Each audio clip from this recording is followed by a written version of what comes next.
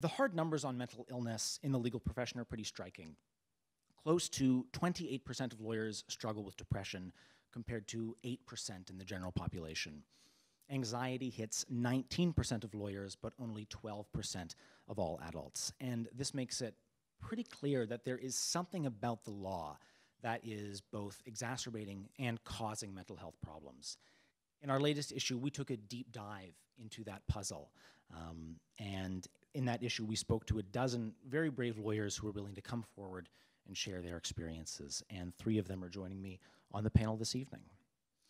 We're going to spend some time talking to them about their personal experiences, but we're also going to spend a good chunk of time trying to address really what reforms we can implement in the profession to make it better for those who are struggling. And now I'd like to introduce our panelists. First, to the left of me, we have John Hoyles. He's a former civil litigator and the former CEO of the Canadian Bar Association, and he's the current executive director at the Community Information Centre of Ottawa. There's also Malini Vijaykumar, a litigator at Stevenson, Whelton, MacDonald, and Swan LLP, and she also graced the cover of our latest issue. And then there is Frankie Wood, founder of Wood Gold LLP, a family law firm in Brampton. So now we begin. I'm going to start off with kind of an icebreaker question. I just want to go down the line and ask everyone, why did you become a lawyer in the first place? And I'm going to start with John. Well, you're going to find the answer rather odd. I decided to become a lawyer because I didn't like rules, especially stupid, bad rules. I worked as in the Student Ombudsman Office at the University of Ottawa, dealing with the finance office when people wouldn't get their financial grants that they needed to go and pay their rent. They kept saying things, well, we have a policy that we can't give it right now. I said, well, can I see that written policy? And they said, oh, it's not in writing. It's just our policy. And that was what really, so I'm going to go to law school and figure out how to deal with those bad laws. So I went to law school. Good answer. Malini?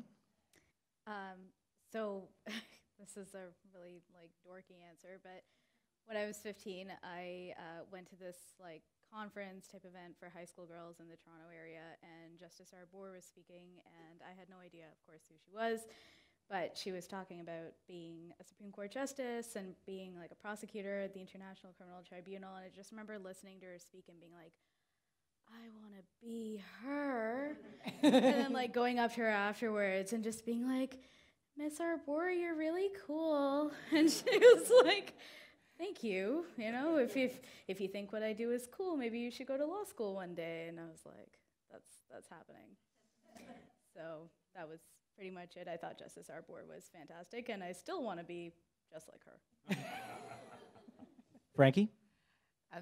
So it sort of started when I was 7, when a teacher gave me a choice between being a doctor or a nurse, and I refused to sign the pink sheet that said nurse, so I chose doctor without any further thought.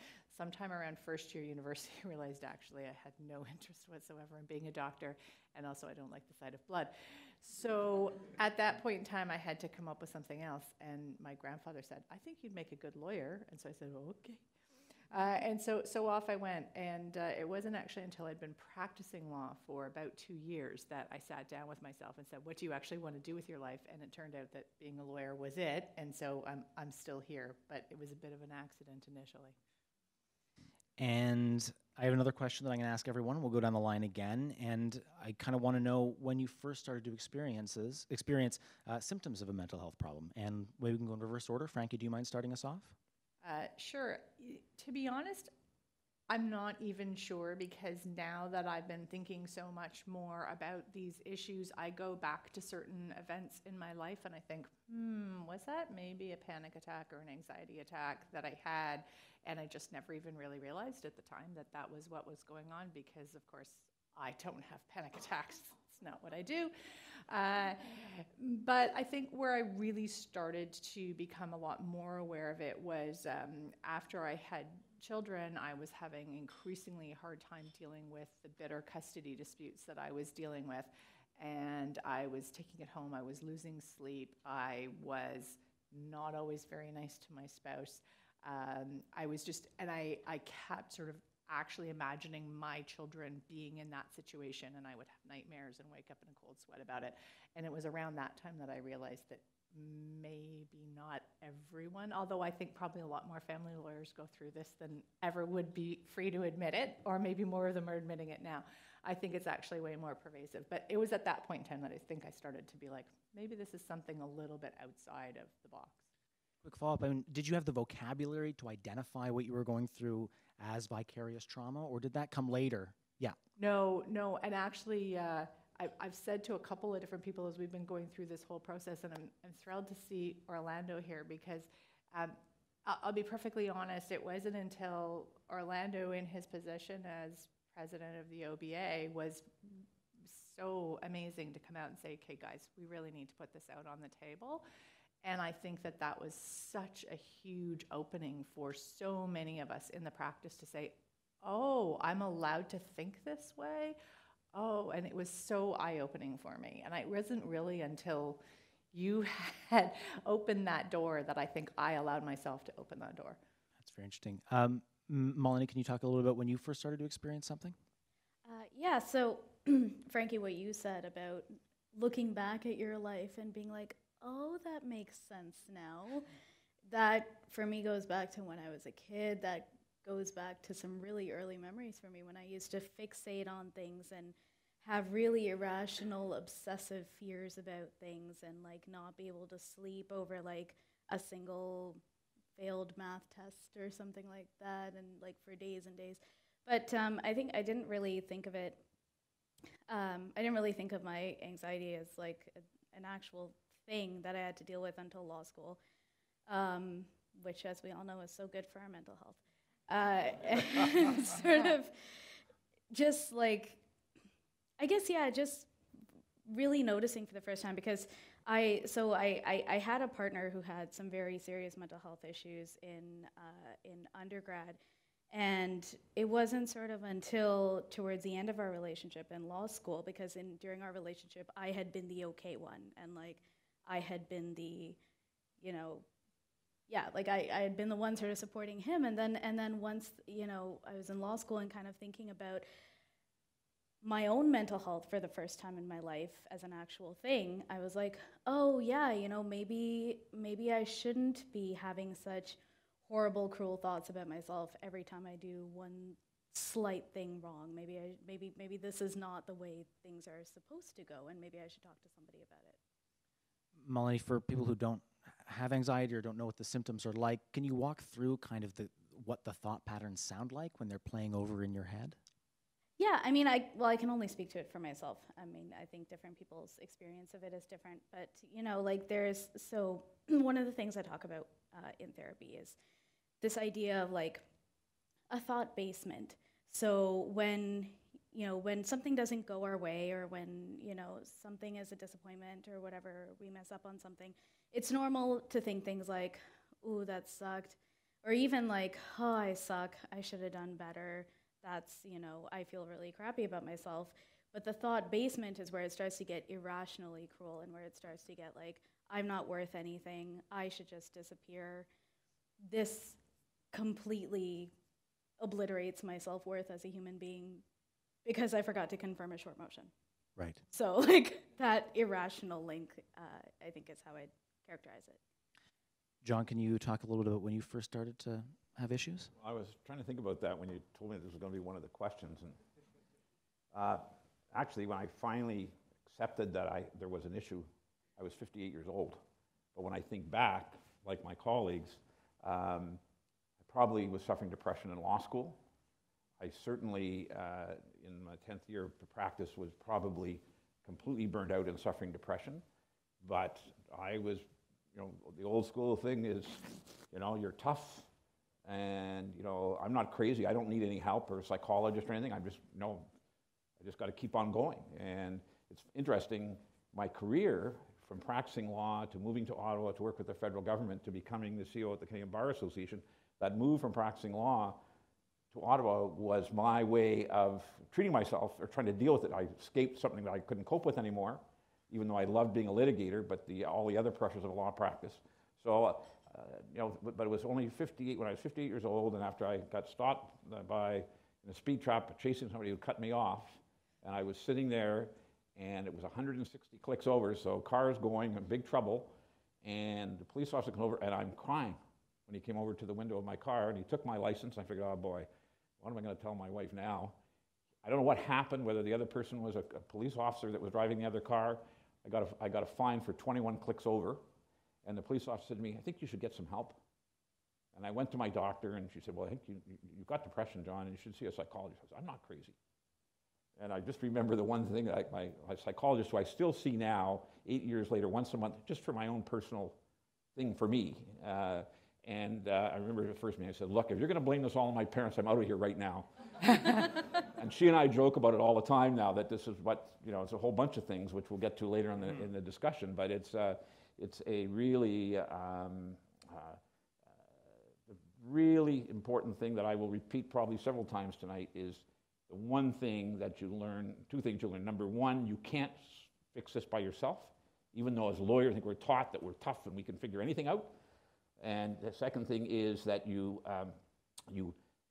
really have to be prepared to talk to professionals other than and the other thing I would say, empathy. I was going to say anything in this room thinking about coming and speaking tonight is those people that aren't suffering this kind of thing, but the odds are that many of us are, according to your stats, Daniel, is when one of your colleagues is suffering this way, empathy is really important in support.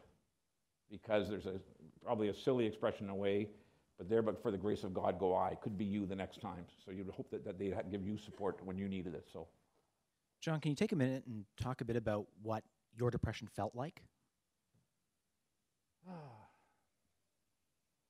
Well, it feels like you're in this black hole, and you just can't get out of it. And I never took any time off when I was suffering, even when I was being treated for deep depression, which we'll talk about again and for other reasons later, but I never took time off. But I just, so one of the indicia of this is procrastination. So you don't do things because you just can't do anything. I had scenarios that my wife would leave me, so who was I going to hook up with if she left me? Because I was so insecure, because I didn't know, it was really, really difficult. And I can remember just before I left my law practice, I always say to everybody, look, I hope everybody who worked with me, that 80% of the time they love what they do at their work, so they look forward to getting up in the morning to go to work. 20% we always have crappy stuff we have to do. And I didn't want to get out of bed. I'd love to be in the courtroom, I just didn't want to get out of bed. And so that's what it is. It's a place that you just can't. And the other thing that I don't like drugs of any kind. I don't like taking pills. And when my psychologist said, you need to get your doctor to give you some medication to deal with this, and I resisted it. But, I was the old days where it's going to make you feel kind of strange. And now, of course, all the new medication is very good, because what it does is it doesn't do that kind of thing, but it helps you from going into the really low thing, and helps you get out. And so for a year and a half, I was on medication. And actually, I can say about 3 years ago, I started not doing so well. And my psychologist, my doctor said, well, why don't we just put you on a small dose of this particular drug? And I take it every day. And, leaving a job after 20 years that I had put my heart and soul in was going to be a really difficult time. My psychologist was worried about that a year and a half ago, and said, look, the medication just will help you not fall down into that black hole again, and it's worked. John, you started to allude a little bit to how law can exacerbate problems. It has a kind of culture that can maybe prevent you from seeking treatment when you need it. So I do want to talk a little bit about that now, how law can really make some of these problems worse. Malini, I'm going to start with you. I mean, you've talked a little bit about how anxiety often makes very small problems seem like absolutely enormous ones.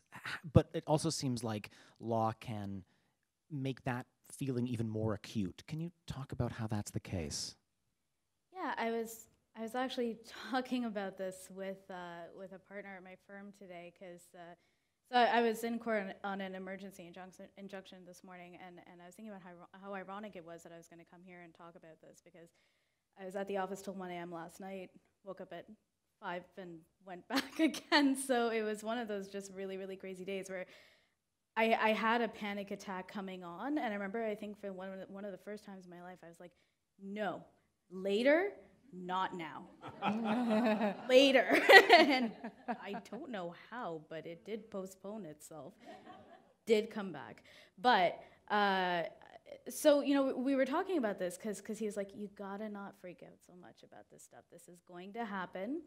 And he said, you know, we were talking about this idea of emotional transference, and especially, I guess, in litigation, and Frankie, I'm sure you have this so much in family law, where in litigation, we're always interacting with people who are in a crisis. We're never interacting with happy, well-adjusted people who are looking to build something nice. It's always, there's a fire, and it's a dumpster fire, and I have to either put it out or make it bigger. And like, people come to you and they're injured, or they're upset, they're angry, they're betrayed. They never come to you having a good day. And so, you know, I think we tend to take that on to some degree. So that's the first part of it, I think, which is that, yes, it's a chambers appointment, which could be adjourned, and it's a 9:30 appointment. Like, it's not the hugest thing in the world. But to my client who's just been in this emergency situation, it is the hugest thing in the world to her. And because I'm getting 50 phone calls from her and 500 emails from her, it feels like the hugest thing in the world to me, and it is really hard for me to separate myself from what she's going through. And you multiply that by however many files you have, like, that's way too many people's emergencies and traumas to be taking on. So I think that's the one, and they manifest, of course, in the form of what we do, which is drafting that letter, getting out that pleading, going to that motion, which is not really in and of itself such a huge thing. So I think that's one part of it. And I think the other part is different people react to this in different ways. And sometimes you come across counsel who will use every small thing as an opportunity to, it seems, to gain some huge point off of you, so they also contribute to their stress. And I get it, they're trying to deal with this emotional transference on their own as well. But then, you know, you're like, so there'll be times where I have to phone opposing counsel, and I stare at the phone, and I hyperventilate, and I try to dial, and I can't dial, and I'm just thinking about, and in my head, I'm like, look, the worst case scenario is that you're gonna sound a little stupid, make an excuse, not say anything about your position, give it up and email them instead. But it's like, I don't know, it's. Has it gotten easier over time to talk yourself down from those moments? Not entirely? It's gotten easier to do things, I think, as I have more exposure to them. I mean, I've only been practicing for 9 months, so like this, like everything, every time I do something, it's the first time I've ever done anything in my life, right? So I think as you have more experience with things, you deal with a greater variety of people and matters. I think it gets a bit easier, but then what ends up happening is you level up, and you level up, and you do that, I'm sure, throughout your entire career, right? Like, so there's always this new kind of thing that is very difficult to deal with, that is very hard to talk yourself down from. So it kind of ramps up as you go. Frankie, when I asked Malini if it got easier over time, you shook your head. No. No, don't say that. I'm so sorry. I'm full of hope. Don't take it away. No, I've dashed her hopes. I guess I would say yes and no, but in my experience, if I get to a point on a file where I am feeling physically sick, and it's interesting because other people have talked about different symptoms, but like I often will get to the point where I'm like actually feeling physically sick. And often it's very file specific, so I can be completely fine on those 3 files over there, but that one is just, and it stays over there and it stays on your desk, and it's like always number 2 on your list of things to do, because just looking at it makes me feel physically sick. And for me, I have not yet discovered a way to make that better except to give the file to one of my associates to take. I think for me, once I'm at that stage with a file, I can't make it better, and it's better for me. What I have learned is it's better to find someone else who can bring a fresh set of eyes to that file, bring a fresh set of eyes to that client, because they're going to be doing the client a much better service, because I'm obviously at a point where as great as I may be, I'm not doing that client any favors by leaving it sitting there. And so that's been what works for me. I have not gotten particularly better at getting rid of that feeling. Can you talk about the kinds of cases that you find most difficult to work on, especially since you've had children? Yeah, so for me, it was after I had kids, it was the bitter custody stuff. And, you know, I think probably, I don't know how many people in the audience do family law, but for those of you who do, I am going to hazard a guess that my experience is actually not that unusual. I think a lot of people experience this. As you had said, you know, people are not coming to you at their best. They're coming to you at their worst, and particularly in bitter custody disputes, people are at the worst you are ever going to see them. They are in the middle of the worst grief of their lives. They are all crazy. Like, they're just, none of them are completely sane, because how could you be going through such a horrible, horrible, churning experience? And for me, I end up just completely internalizing that. As I said before, I imagine my children in that situation. I start obsessing about what's going to happen to these children, and every single decision that I make, every single letter that I write on that file, I think, what are the long-term consequences for these poor, innocent young people? And I get myself, but I don't think I'm alone in that. I think, to varying degrees, I think everyone who practices family law, when you're dealing with these really, really personal emotions, like, nothing's more personal than your children, right? I think it's probably a lot more common than a lot of people think. On the point of sometimes feeling like you might be the only one who's struggling when in fact you're not, John, one of the things that you've talked about is how really at the root of your depression lay imposter syndrome. I'm wondering if you could talk about the connection between that, or just sort of talk about what it's like to feel like an imposter. Well, first of all, I was just going to say with Frankie's comment, Sure. I think what you said about just family law applies to any litigation you're doing. I mean, I used to leave the courthouse after doing a case, and maybe you'd settled it, and I'd spend like a day thinking, well, I didn't do that as best I could. I could have got my client a little more. I let my client down. And, you know, that kind of wears you after a while, because I don't know what it is about law school, but you think you really, you know, you're supposed to be perfect, and it's impossible. But the imposter syndrome is interesting. When I, you know, without going into a great deal of detail, I was bullied in school. I had one parent who was overly praising, and the other parent who was overly critical. You know, my father would get 85%. I said, "Where are the 15 marks?" You know, and my mother would say, "You were wonderful." And you knew she was trying to balance off my father. So what happens? Low self-esteem. And the imposter syndrome, I guess how I would describe it is, because of that low self-esteem, over time you build all kinds of defense mechanisms to get through. As my psychologist said to me, "John, you're really, really smart." And I said, "Well, why do you say that?" She said, "Because you've got some incredible defense mechanisms to deal with this throughout your life in every situation." But the imposter syndrome is just where I said, "Look, I don't belong here. You know, I'm a fraud." And so I was 20 years the CEO of the CBA. I think my friend Orlando, who kindly suggested, I'm sitting up here because Orlando made the suggestion to Daniel to speak with me. You know, I guess I worked my heart out for the CBA. You know, 20 years at 70 hours a week, I don't regret it at all. But one of the drivers I learned from my psychologist was that I had to keep proving myself, because I'm an imposter. So I have to take on the next task and do it really well, and then I have to take on the next task and do it really well. And I thought I was sort of on an island. But shortly after I spoke at a council meeting in 2008 and 2009 and described my depression, I was visiting one of the top Canadian litigators and chatting with him. He was asking me how I was doing. I was in a meeting room in his law firm. And I described to him the imposter syndrome. And this is a person who had a completely different background than I, you know, very successful in school, very popular. And he said to me, "I suffer the imposter syndrome."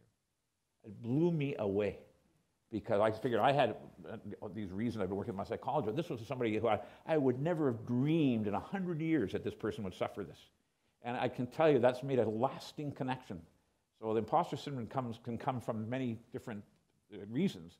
But I would say about it, Daniel, that it is something that I probably still live with. You know, I left the CBA, and you saw up there, I'm now an executive director of Community Information Centre of Ottawa, which runs the 211 number in Eastern Ontario. And somebody said, well, John, why did you take the job? And my psychologist said, you know, why did you, you're not doing this, John, because you keep on improving something. I said, no, I'm doing it because I've got all these ideas and energy, and there's no stress in this job, and it's really helping people that need help. So it was not for that reason, but she was really worried that maybe I was saying I had to prove it's not something that I actually am enjoying, and you know, there's stress, and I don't have a national board of directors that I have to sort of keep happy and all that kind of thing. But as I say, it is something that I will never get over. It's still there. But I understand it, which is I think 3/4 of the battle when you're dealing with this kind of thing. But you would be surprised at the number of people around you that suffer the imposter syndrome. And it sounds like as you went through your career and had career achievements and successes, that didn't reduce that feeling. Oh, you figured you'd fooled everybody. Yeah. Really, I just Every time. Every time, you know. And you know, I can remember, and Orlando will remember this. You know, when I left the CBA, they very graciously did a thank you and a video, and you know, I guess the day for me that maybe I really got maybe that I wasn't an imposter, and this is very self-serving saying this, folks, but the Chief Justice of Canada at the CBA Council meeting in her remarks thanked me for what contribution I made to the rule of law. The Minister of Justice made those comments, and my wife said to me, who's been on this journey with me for over 40 years, said, now, John, you realize now you're not a fraud, right? But it's still hard. It's still there. So it's one of those things that, you know, I understand the reasons from my upbringing and so on, and my parents did have some responsibility. In any event, but the really important thing, if I could just say, is talking about it and sharing it. I'm not going to really sort of touch on this in any general way, but the biggest problem I think still out there is stigma, that people don't want to talk about it. And if I could just say, when I was diagnosed, I went to the Director of Human Resources at the CBA and said, do not tell anybody. I didn't tell my senior management team, do not tell the volunteers. I was afraid. I said, I'm afraid they'll fire me because they'll think I'm weak. And at that time, I really believed that. And that's why I talk about empathy and understanding that people, you know, I always say it's a silly example. If somebody says they're going to be off work for a month and they have a broken leg, oh, you say, okay, yeah. And somebody says they're going to be off for a month because they are ill, and that they broke their leg, instead they broke their head, in the sense that they're suffering some mental health challenges, they're still out there that think, oh, pull up your socks and get on with it.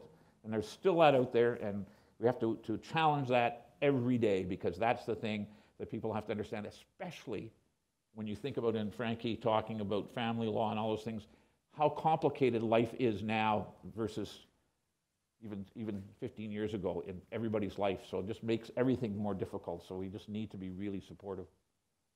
Two topics I want to talk a bit about now, although I think they have different implications, is sort of the pervasiveness of sexism and racism, both in society and as big problems in the legal profession. Malini, you and I have talked about how these can play a pretty pivotal role in exacerbating mental health problems. I was wondering if you could just sort of talk about how that plays into this discussion.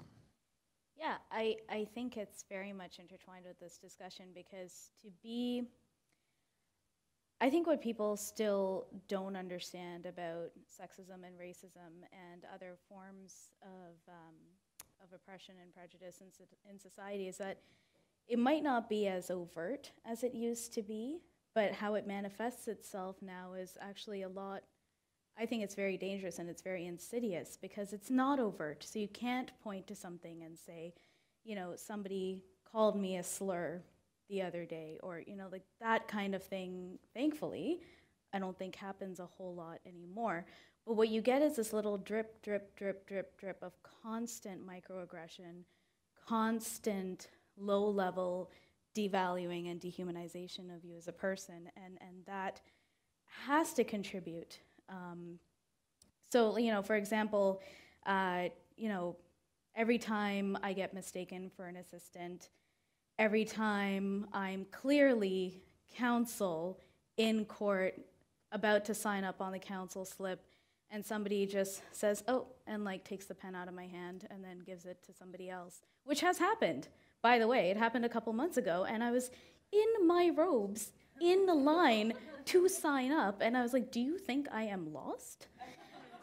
But you feel like you're always on guard, and it's so tiring to be constantly low-level, angry and defensive about just having to justify who you are as a person and the fact that you exist in a profession like this one. And, you know, we've had people talk about that. You know, people are thankfully talking about these issues now as well as mental health issues. But it's like, if I already have that voice in my head saying, you're a fraud, you're tricking everybody, you know, you're not meant to be here, you're never gonna be good enough, and then stuff like this happens constantly on a low level, like, you know, I've gone to events and conferences where I've been, you know, a main competitor or speaker or, you know, something like that, and people will, and I'll try and walk around and talk to people, and it's like they don't see me. And they'll see the person standing next to me who doesn't look like me, but looks more like them.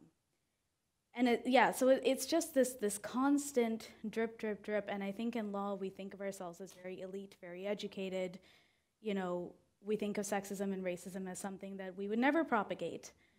But all of these unconscious judgments that we make about our colleagues and about people that we see, it has an effect because that person knows that you're assuming that about them.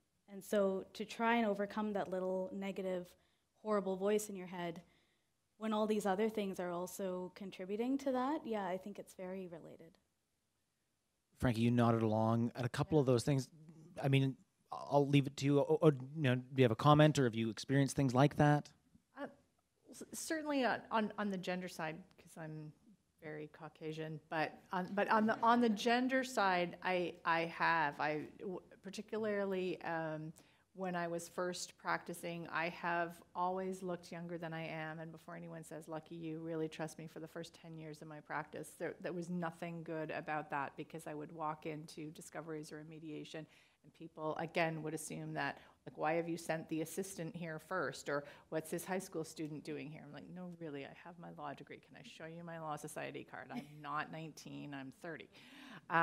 And so you would spend, and I found that I would then end up compensating by being more aggressive, because I'm trying to compensate and prove myself, and having to, you know, be unpleasant, let's say, until I learned better methods to deal with that. And now I'm old enough and everyone knows I'm not 19 anymore, but I certainly had dealt with that. But also in our practice, we now have 9 lawyers working with us, and we have a few more Caucasians around now, but there was a brief period of time where I used to, perhaps in poor taste, but joke that I was like the token Caucasian, because we had such a fabulous, diverse group of people, and it's been very eye-opening for me. We can offer services in so many different languages, but also we really represent the community that we serve, which is amazing. But from my younger associates, I hear a lot of the same things that you're saying when they come back. It was interesting that you said to me about the pen being taken out, because I had one of my young associates come back to me from court with a really similar story, where an older male lawyer had come up and just assumed, like, I don't know what that person had assumed, but had picked up the pen and started to sign in when she was just about to sign in. So really similar experiences. So as an employer now, where I'm really nurturing this fabulous group of young people that I have working with me, I think it's so important for me to be alive to what I'm hearing from them, and really trying to learn from what they're telling me, even about maybe things that I'm doing wrong and things like that. But so it's been a really interesting growth experience, I guess, for me, just to try and be more and more aware of that. I want to move on now and talk a little bit about some of the reforms that we can do to make the profession better. But before I do that, I just want to get a sense of, you know, you've now talked a little bit about your experiences. I kind of want to gauge how you're doing now. John, do you want to lead off? I'm doing pretty well, but it's interesting. There's still issues, and matter of fact, maybe my wife will see this video, I don't know, but I saw my psychologist 2 weeks ago, and I still, part of the hangover is I sometimes don't treat my wife properly. And when I say that, because of the imposter syndrome, you want everybody to be as smart as you think you are. And sometimes my wife will say something and I think, gee, I think to myself, that's kind of dumb. And it's not dumb, but it's my reaction because of this whole imposter thing. So I will say something not nice to her, and she gets very upset. And my psychologist told me, and she should probably see this video because she might get, I talk about this, but my psychologist said, well, you need to talk to Sally about this, and you need to tell her that she should just walk out of the room when you act like that. And I mean, it's like almost like the devil made me do it. You do it, and then after you, then say, why did I do that? So, but it's all about my own lack of self-esteem, and I don't want her to appear to be stupid, when she's not being stupid at all. She's very, very smart, but it's my problem, not hers. And so it's something that still goes back to the same old thing. And of course, it is trite but true. When you have these issues, the people that take the brunt of it are those that are closest to you.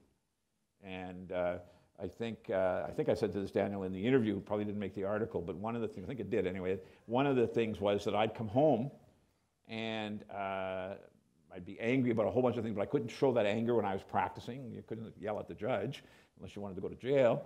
And so what I would do is I'd come home, and we used to have this dishwasher right inside the door, and people would leave their stuff on the dishwasher.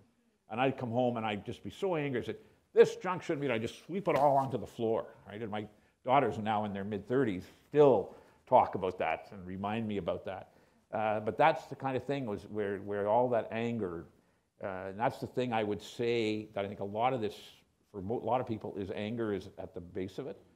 And what really helped me with the psychologist is understanding where that anger came from, and also feeling when it's coming on, to how to, maybe some tools to deal with it, because that's where you start getting into problems. But no, that sounds like things aren't going well. They are going very well. But I guess the message is that it's always an ongoing challenge. I think depression is something that you never escape from entirely, and you need to be aware of that.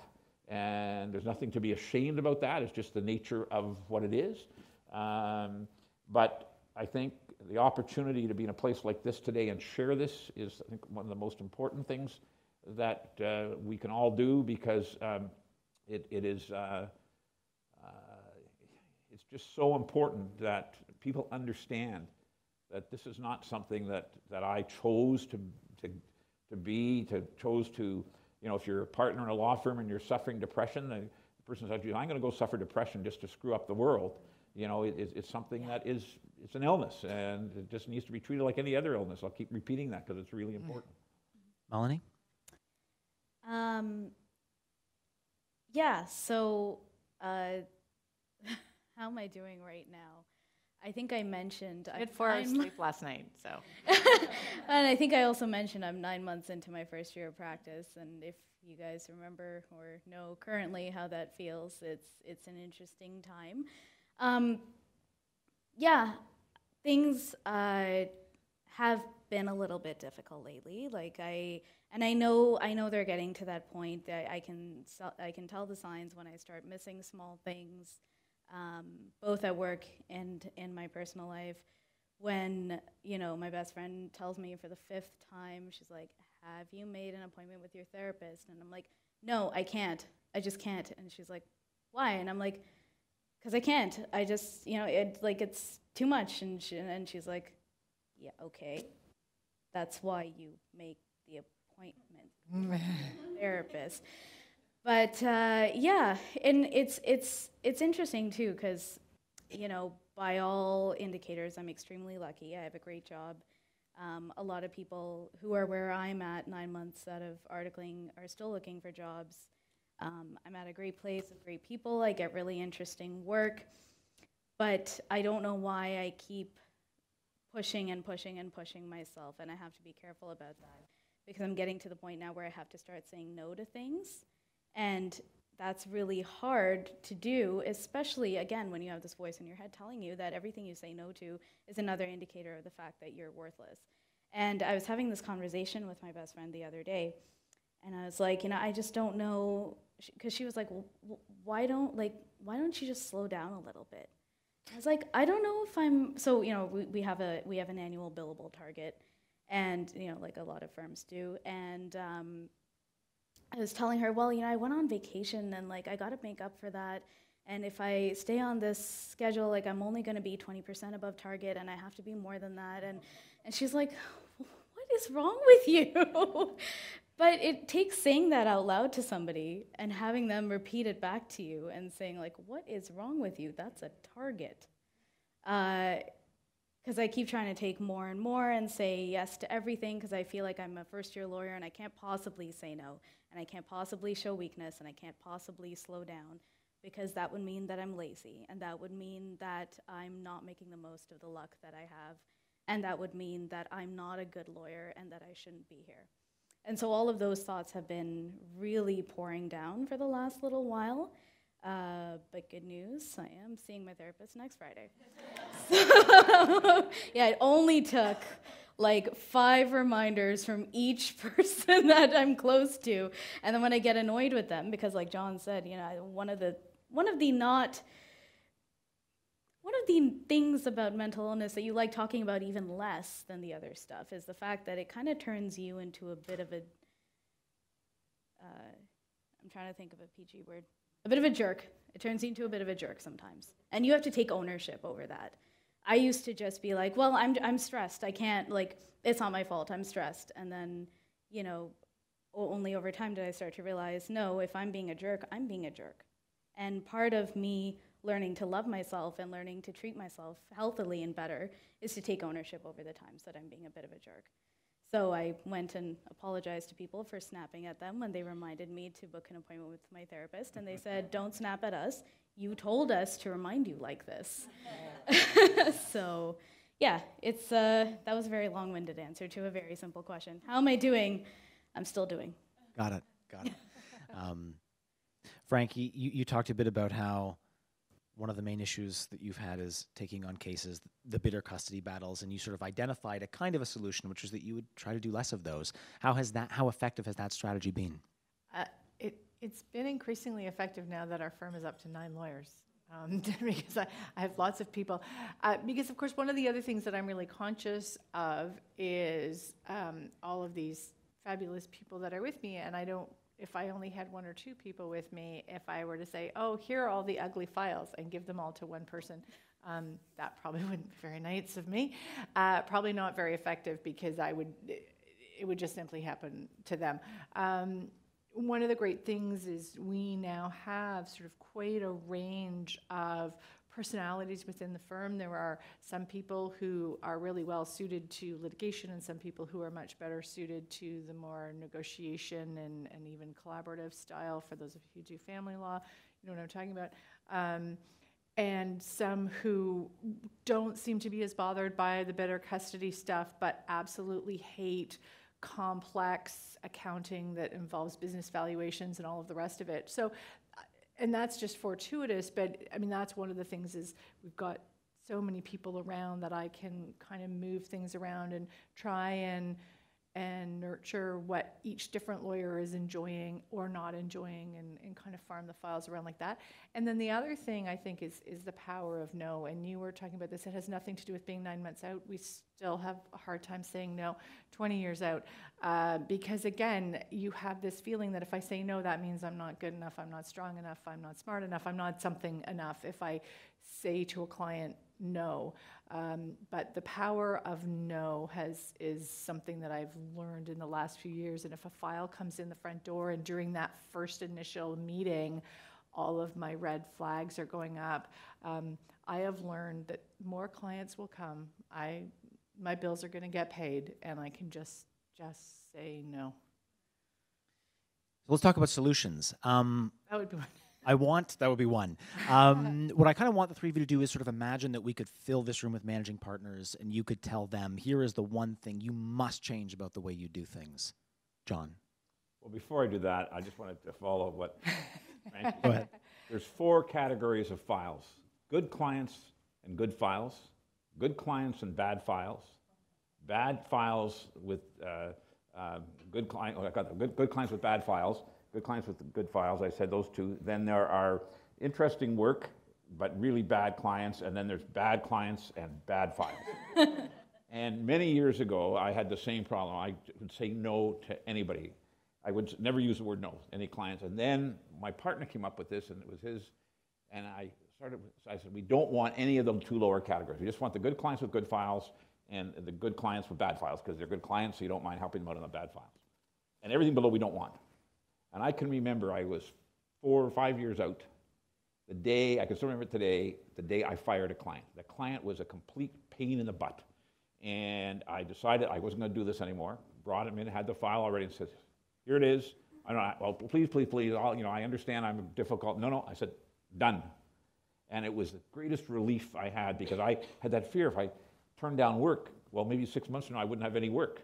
And it really, the imposter syndrome even makes it worse, right? So in any event, that was the thing. But the other thing I would say, 10 years ago, Dan, I gave a speech at one of the CBA council meetings about what needed to happen in terms of, we were starting to see the trend, especially young lawyers, both male and female, leaving big firms. I said, what about the concept of all the partners taking a 10% cut and reduce the target to like 1,200 hours, and take a little less money, and guess what would happen? I predict that the quality of work of the associates would go up because they weren't going crazy. They'd be being able to take the time, and you would retain them, like talking to the wall, okay? What I would say now is people forget that the billable hour only came into existence in the mid-50s. It's not an old phenomenon. Oh, that's old for some folks I know, but it's not that, it hasn't been around, for centuries.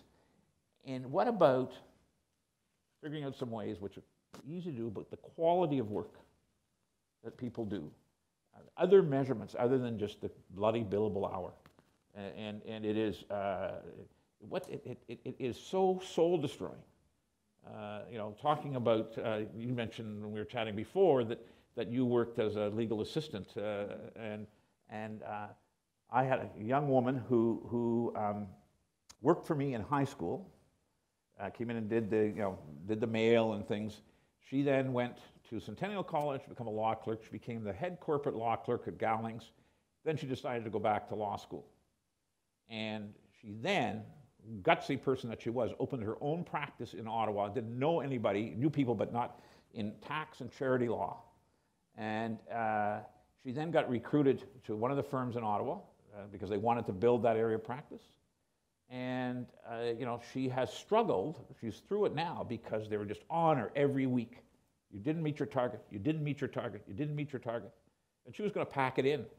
And, she and I have coffee about every 3 months. And, and I sort of tried to help her as best I could. And, I should never have left my own practice. She was doing fine. She wasn't making $1 million, but she was doing just fine.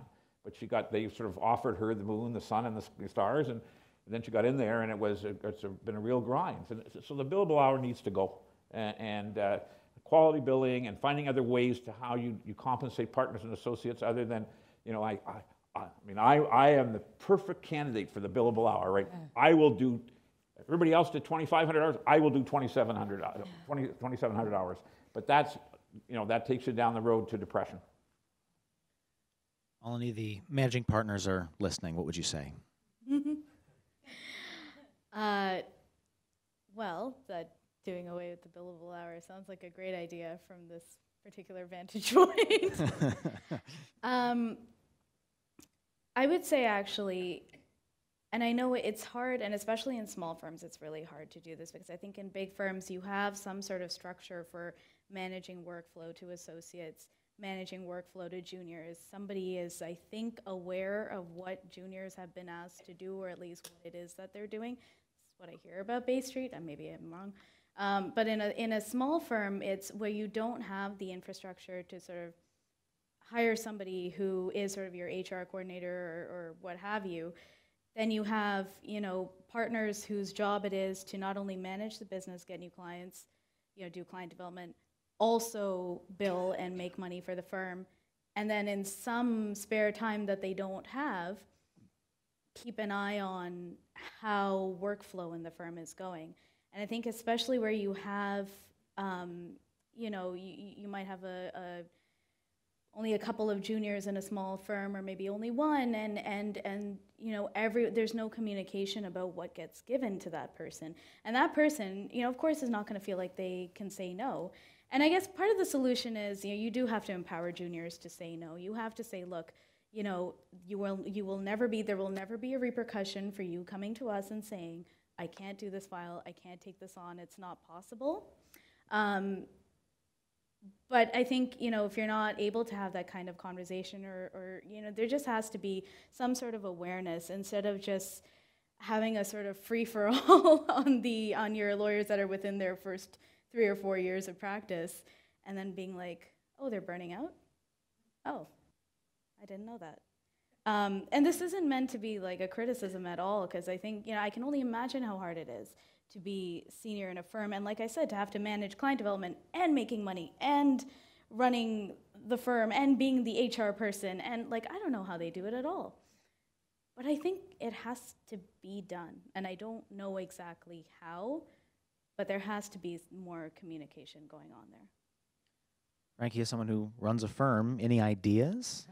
Right. Oh, yeah, I'm on the other side. Well, and you both said get rid of the billable hour, and I don't want a flood of job. We have no targets.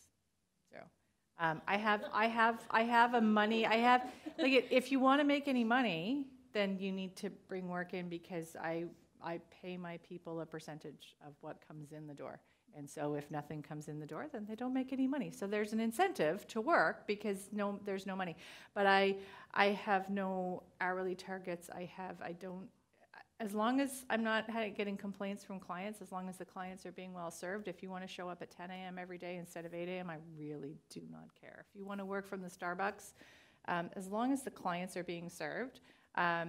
And I have found that that works very, very well. I have found that people actually are billing about as many hours as you would anticipate they would.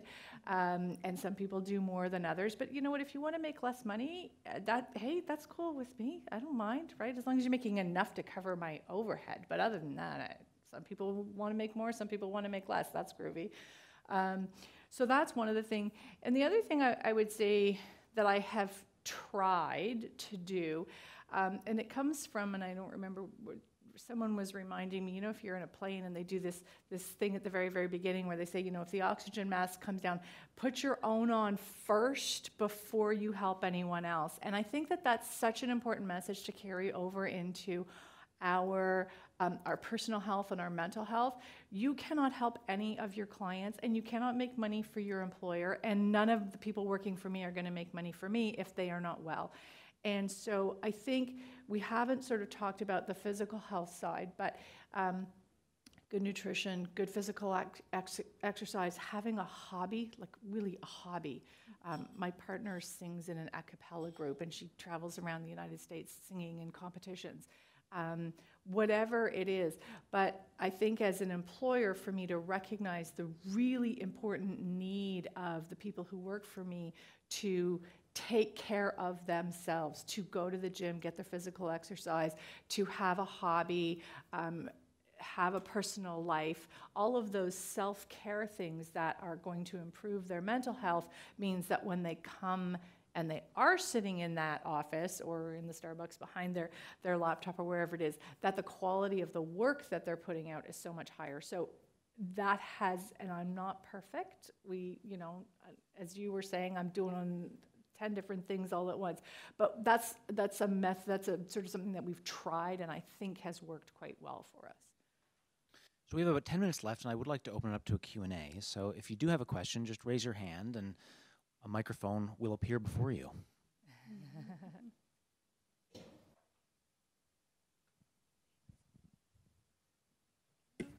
Hi, thank you. First of all, congratulations. Thank you very much to Precedent, to BLG, and to all of you for speaking about this very important topic and to keep the dialogue going. One of the things that I want to ask, but also just to remind 3 litigators on the panel, I just want us to confirm that, in fact, mental health does affect the solicitors of the world as well, and that it's not just because we do tough litigation, whether it's family or something else. I think it's very important just so that we sort of round it out that it's not just the litigators amongst us who are prone to mental health issues. Absolutely. But thank you very much for the conversation. Yeah, John, go ahead. I think it's a really good point. I had a young associate when I built my practice, and they originally were joining the firm to do litigation, and then they said they didn't want to do litigation, so they started doing solicitor's work, and they started struggling because they worried about things, you know, did I get all the things in the agreement that needed to be in the agreement? And that's the same, that doesn't matter whether it's, you know, in court or whatever, it's still that, I don't know whether it's law school that does it to us or whatever, but there's still that whole thing of, you know, I've got to perform, I've got to be always on top of everything. And you know, one of the questions we didn't get time to get to is, do lawyers need to be on call 24/7? And the answer is no, but it depends how you think. I had a friend across the street that I practiced many cases with. He'd get a call at home, and in a small community, you don't have unlisted numbers, and the person would want to talk to him about something. He'd be home after 6 o'clock. Call me tomorrow morning at 9 o'clock, okay? Unless it was a really true emergency. Whereas when I got that call, I would talk to them, okay? He had it right, I had it wrong. So you do not have to work 24/7. We have a hand over here.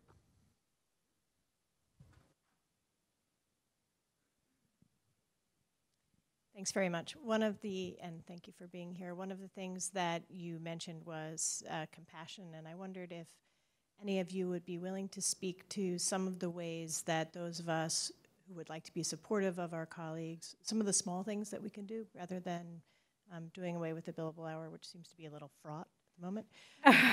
It's not to say it shouldn't happen, but what are some of the smaller gestures that people have done that have been meaningful for you and helped you?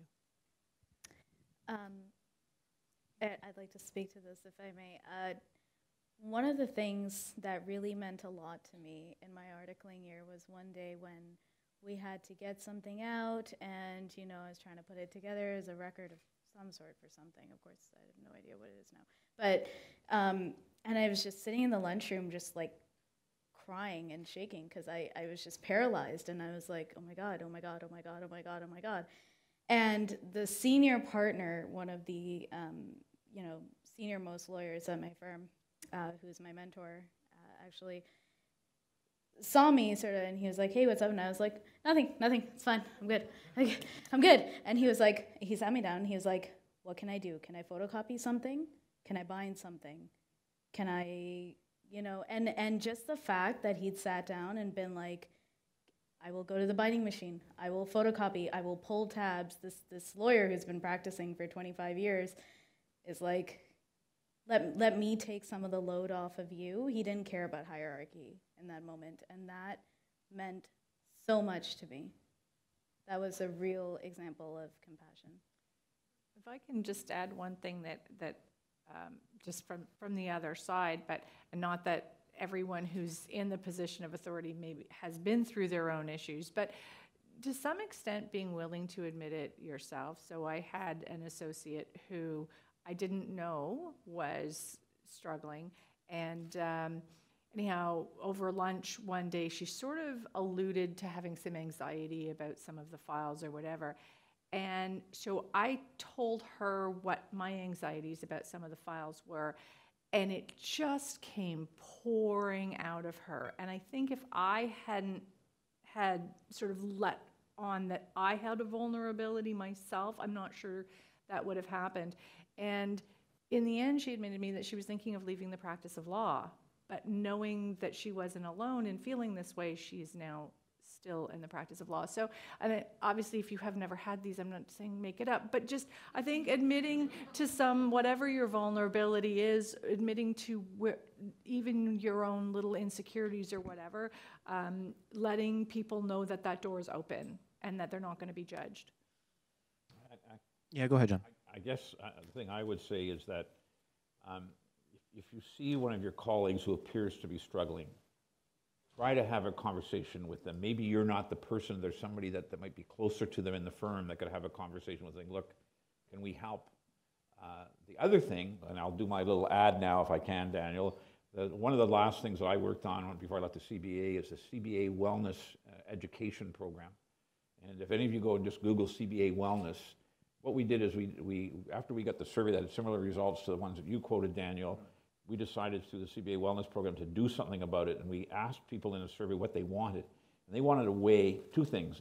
They wanted a way that they could go and see what the symptoms were and did they have those problems, or they wanted to learn about this even though they didn't have the problems so they could understand it. So we created a program, which by the way gets 6 hours of PD credit. You do it online, and it goes through a bunch of questions. You can learn, if it's not suggesting that you might be suffering depression or think you are, but you just may want to learn about, or you're somebody who think is struggling, you can suggest that they look at that, because it also suggests some solutions for where they can get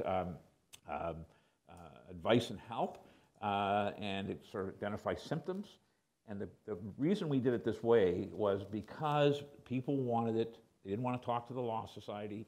They wanted to have a place so they could do it confidentially, work on it, and then decide what steps they were going to take.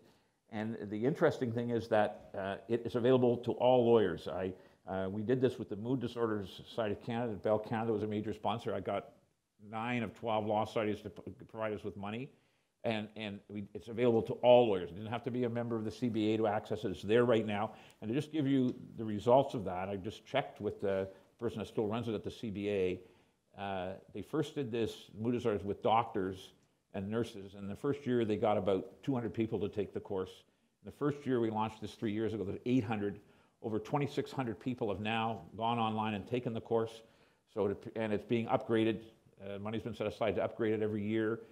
So I just recommend it to you if you're saying you want somebody that can go, and so they don't feel that you're saying, oh, there's something wrong with you. And you just say, look, maybe you're struggling. There's this thing you can just go, CBA Wellness, you'll find it's in the first line down is the program. But again, I go back to what Frankie said, trying to get somebody just to start talking about it, and then saying, maybe you need some help. And that's the toughest thing to get lawyers to understand is there's nothing wrong with saying I need some help from somebody. Question in the front. Sorry, if I just could. John, we've known each other for about 20 years now. And I've seen you work after your litigation career as the CEO of the CBA in some of the most confrontational environments that one could imagine. And to my mind, you are one of the strongest people that I've ever known. I want you to take Daniel Fish's scenario in your mind, and Malini and Frankie, I think both of you probably would fit into the same sort of category, and I'd like to hear your responses too. But imagine that we have a room full of managing partners who are deciding who to hire, who to promote, who to make non-equity partner, who to make equity partner. If someone were to say to you that because you suffer from depression or anxiety, you're weak, what would you say to them? I would say that they're dead wrong. That may seem to be the obvious answer, but if somebody has struggled with depression and anxiety and has worked their way through it, they're actually going to be incredibly strong people. And two things that I've learned about leadership is 3 words: compassion, empathy, and emotional intelligence. And I think people that have been through the struggles that Orlando's been through, 3 of us have been through, create more emotional intelligence, and makes you a better person to understanding others. And so that's why if I was that managing partner or executive committee making those decisions, those are the people I'd want to have moving up the ladder and being leaders in my firm, because I don't care where it is. I have a simple rule all my life in working with people. If you treat people with respect and treat them well and kindly, and that's not mean being a weak person, but doing those things, you will get payback 100 times over. And people that have been through the struggle with anxiety and depression really get that.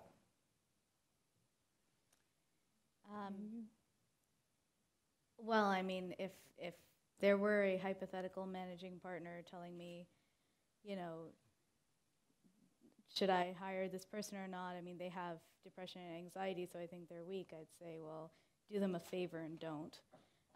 Let them go work for somebody better.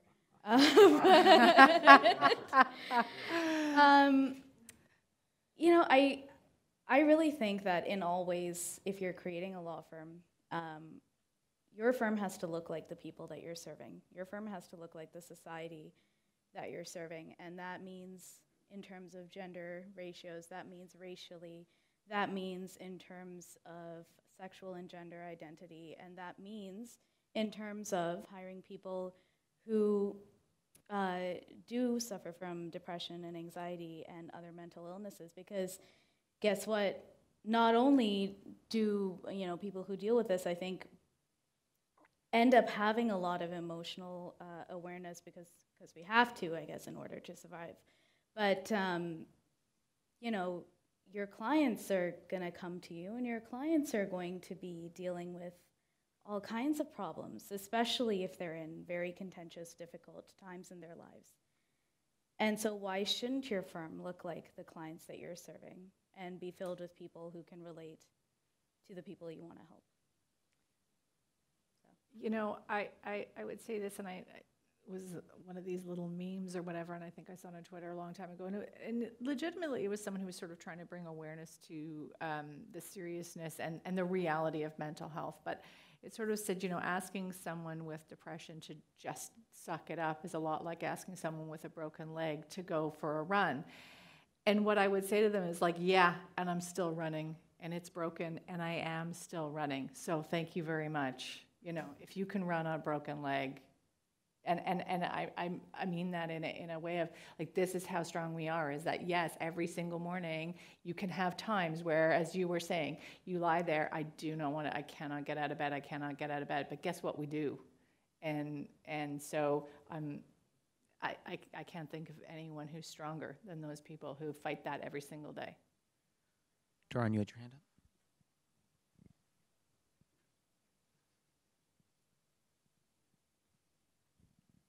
Just to piggyback on what John was saying about, in answer to the question about what can be done, a couple of simple things. First of all, the course, which I was honored to be part of creating, we've promoted it in part to firms like this.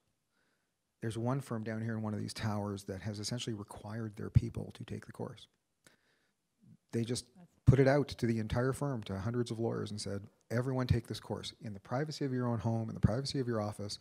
You'll get your CPD hours, but you'll also get the information, and it's all about mental health and addiction and stigma, specifically in legal profession, and resources available, and proactive ways to take care of yourself in the profession. So there's one way for a firm to say to their people, here's a resource you can go to, you'll get some benefit from it, it won't cost you anything, and you might actually learn something to help yourself be better. The other thing I'm going to do self-servingly is say there is a resource available at least in every province, and I'll speak to the one in Ontario, the Member Assistance Program, that counseling was brought up by every person in this panel. There's counseling available to every lawyer, law student, judge, paralegal student at no cost confidentially right now. So anyone who needs counseling, anyone who needs someone to reach out to get out of their own heads and start to get some perspective and some compassion from someone, they can call the Member Assistance Program today and set it up. And there you go. You've started your getting out of your own head process into health.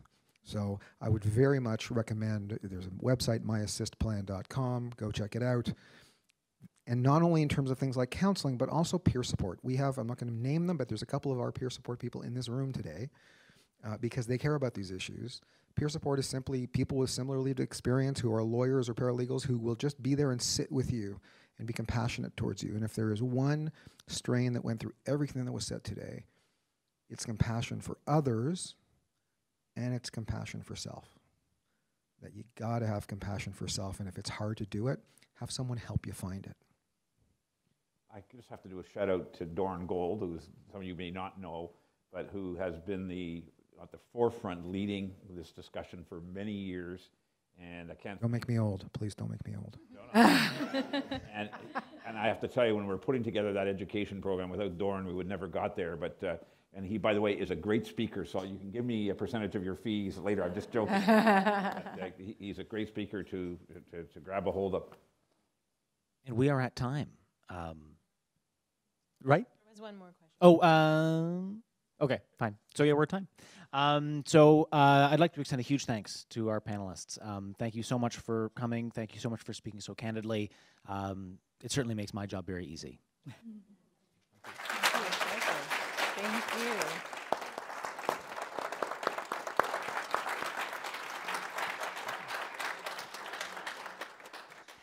And thank you, everyone, for coming. And thank you once again to our presenting sponsor, BLG, for hosting and for giving us the opportunity to continue this conversation.